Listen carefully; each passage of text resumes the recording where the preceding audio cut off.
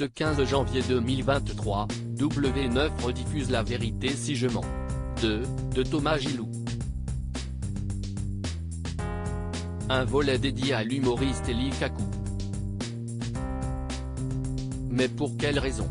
W9 rediffuse à 21h05, ce 15 janvier 2023, le deuxième épisode de la saga de Thomas Gilou, La vérité si je mens.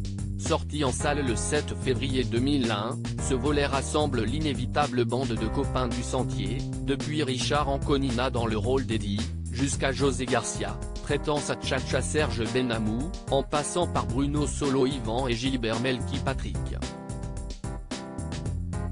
Vincent Elbaz ayant déclaré forfait pour ce N-2, il est remplacé par Gad Elmaleh, alors star émergente du stand-up, qui interprète Dove, le meilleur ami et associé d'Eddie.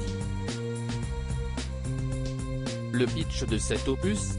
Serge, Eddie, Yvan et les autres, ayant des soucis avec certains clients, vont tout faire pour que leur entreprise de textile traite, directement, avec la grande distribution. Une perspective des plus hasardeuses, d'autant que les interlocuteurs de la petite bande, incarnés par Daniel Prévost et Pierre-François Martin Laval, s'avèrent plus margoulins qu'Eddie et ses copains.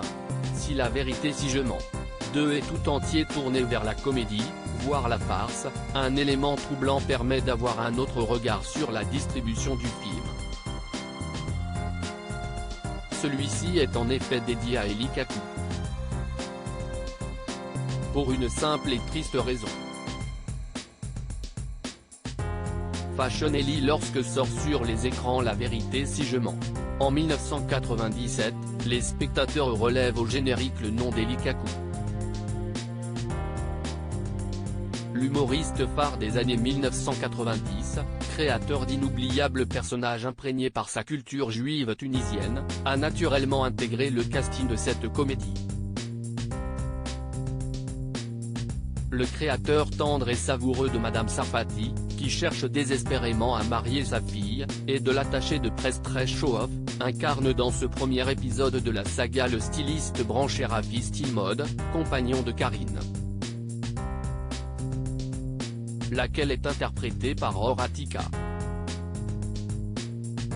Un personnage haut en couleur mais un peu en retrait, au fond, assez différent de ce qu'il a joué sur scène.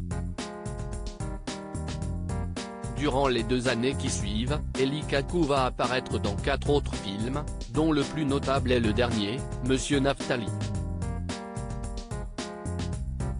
Hélas, le comédien ne verra jamais ce long métrage, sorti en août 1999. 2 mois plus tôt, le 10 juin, il meurt d'un cancer du poumon, après avoir contracté le virus du sida.